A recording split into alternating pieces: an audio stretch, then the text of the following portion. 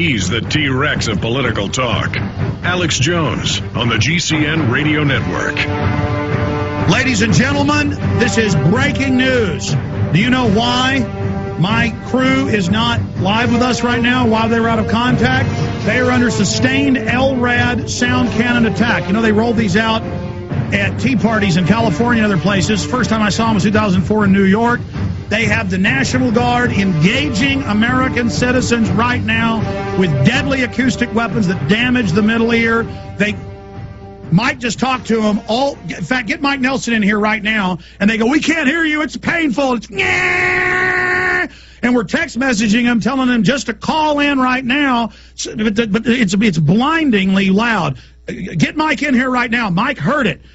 This is happening right now in Pittsburgh, Pennsylvania, while the G20 in mainstream news is getting rid of the dollar, bringing in world government against everybody right now. Mike Nelson just talked to Jason Douglas, and he's like, "I can't hear you. I can't hear you. We're under sound weapon attack." Mike doesn't probably want to be on TV, but we'll just turn his mic on. Mike, you talked to him. You said you heard it. You're texting him now, telling him to call into the hotline. We're going to Sherri Tenpenny in a moment. Mike Nelson, office manager here at Infowars. Tell folks what he told you.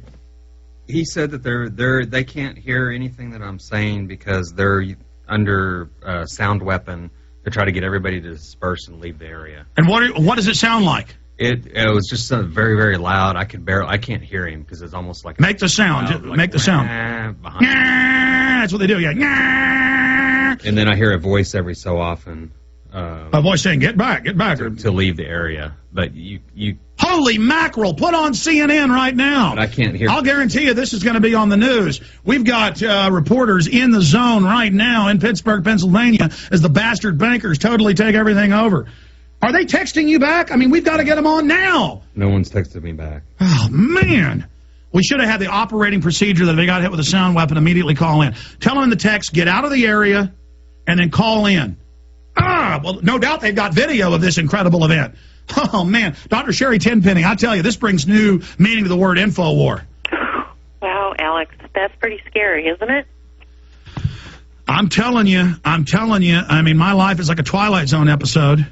Alex, do you know, have you heard reports from other parts in the world? I mean, other than the U.S., are these sorts of things, these sound wave technologies, these mandatory vaccines, FEMA camps, all this other stuff, in other countries, are these the same? Simultaneously, the Air Force said, well, we can't use this in Iraq in 2004 till we use it in America. So they started using it here, then saying it was a no big deal. Now they're rolling out microwave guns. We've gotten confirmed reports, and I saw this in Denver, but it was in a police area. When they saw me videoing it, they brought it in a garage. They have microwave guns, big mounted on Humvees.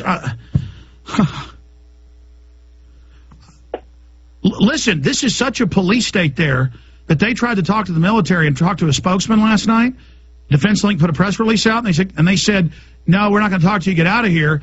Then they got their license number, had the police pose as Alamo rental car people from the county there, Allegheny County in Pennsylvania. They called them and said, oh, your car's got no brakes, bring it in. And they said, well, we're in the coordinate G20, we're news reporters, we can't get out till tomorrow. And they said, well, that's fine, because I'm a police officer with the Army and FBI, and you've all been put on terror list, and your life's over, boy, and we know you're a terrorist, and you were sneaking around the military base and ran. All lies, Sherri. And they just think of us as dirt. Well, and here's the thing, Alex, is that you say they just think of us. They are our neighbors. They are people who live in our communities. Their job is working for the other side. We have to get through to these people that, wait a minute, I'm your friend, I'm your neighbor, I'm an American, I vote for presidents and people just like you do. Why are you doing this? I mean, there has to be a way. We have to learn from history that, when Nazi people, when Germans started assaulting fellow Germans, I mean, all the Jews that they dragged away were all Germans, and that they hurt other Germans. I mean, we've got to let people get through to them, stand there and say, wait a minute, you're an American, why are you doing this? And I think that passive resistance, handing out flyers and trying to, when you're standing there in the gap, if it comes to that, to remember that, to remind these people that, hey, we're on the same team. It should be us against the people that are telling you what to do, not you against me. We should be doing this differently. Why are you doing this? And I think that we have got to start using those passive resistance tools. We have to use all the mind games that they try to play on us and turn the tables around and get people to understand that we're all Americans and that who's ever giving those orders against Americans, that's the enemy, not the person standing in front of you.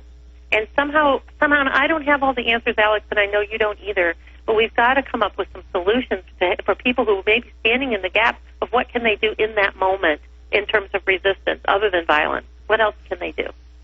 Well, I want to say this. Approximately 8 minutes ago, we got on the phone with Douglas, and he said, I can hear nothing. They're using sound weapons. They're telling us to disperse. Mike Nelson heard the wah, and then troops stopping every 30 seconds, saying,